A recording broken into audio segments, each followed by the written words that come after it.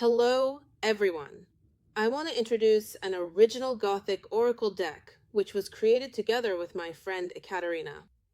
Ekaterina is a creative, imaginative person, and she did an amazing job bringing to life all the ideas I suggested to her. So, of course, I'm really happy. I'm glad that we actually finished it, that it all came together. And I'll say right away that the Oracle was originally created as a solitaire game, so it also exists in the form of a solitaire. And after the solitaire was finished, we decided to create an actual card deck. Both the solitaire and the deck have 40 symbols. So the deck has 40 cards and the solitaire has 40 symbols.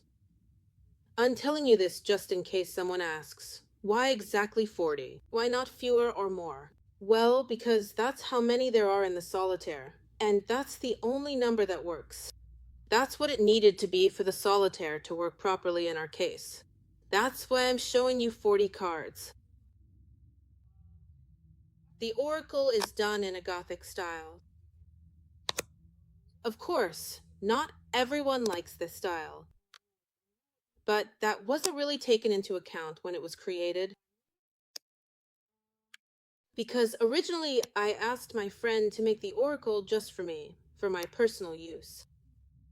And I included the symbols that I need for my work. So, as you can see, some symbols are taken from Lenormand, like the anchor, the moon, the ring. So, basically, I worked with the solitaire for a while, and it was pretty accurate. I was getting answers from it. So, I assume that this oracle will be just as accurate in its answers. Why do I say will be? Because I haven't even had a chance to do a single reading with this deck yet. I literally just received it and immediately started filming this video. The cards possess an ultraviolet coating, but of course, there are already some minor, small chips along the edges. But actually, I personally printed the Novosibirsk Lenormand deck with this very same company, which was a positive experience.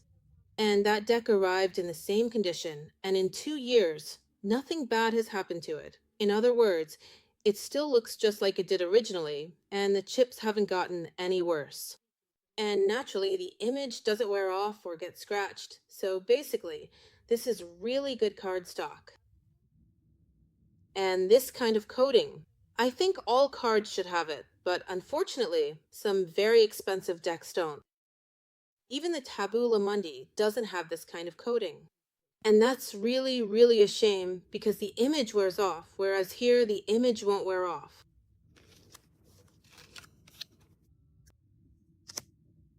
So this particular deck here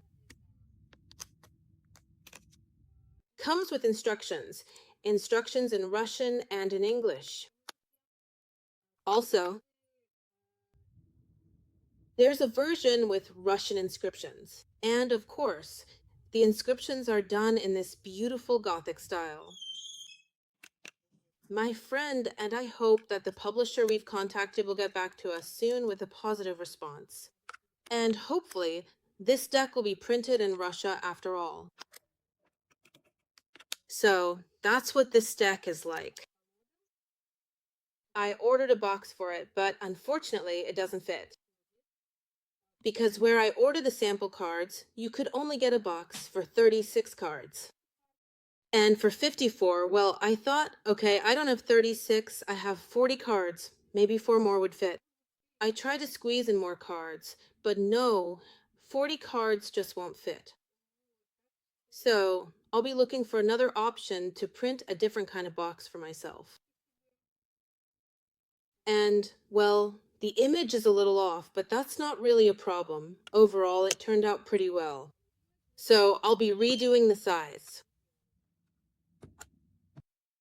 By the way, did I show the back? Here's what the back looks like. The deck is cute and shuffles very easily. Basically, everything is made to be convenient to use. Both the coating and the glossiness. So actually,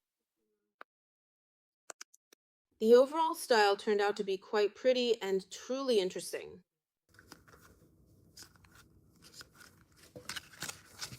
By the way, I showed the size. It's poker-sized. All right, bye-bye, everyone.